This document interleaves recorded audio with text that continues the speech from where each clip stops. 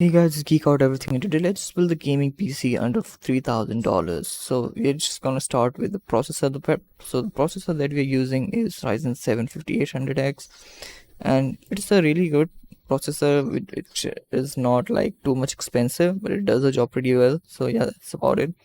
And now we have the motherboard, which is NZXT N7B550M motherboard.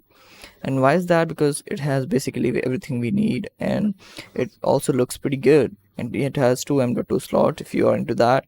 And yeah, for the AIO, I've gone with the Asus ROG Strix LC361, which is actually pretty good when it comes to performance, and when it comes to looks also, it is actually really good.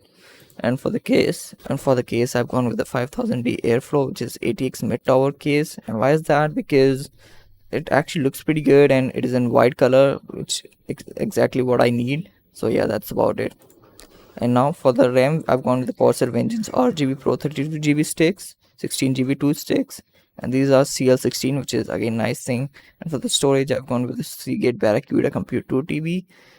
It just comes down to your personal preference how much storage you want, but I've gone with the 2TB for the start. And for the storage, I've gone with the Corsair MP600 for the SSD, which is a really fast SSD actually. And for the video card, I've gone with a 3080 Ti. If you could get one in fair price, then that would be great. But yeah, that's what it is. And for the power supply, I've gone with the Corsair RMX 1000 watt. These were the parts that I've chose to build this gaming PC. And so yeah, if you simply like this video, hit the like button. If you haven't subscribed yet, hit the subscribe button. That'll be really helpful, and I'll see you in the next one. Till then, peace out.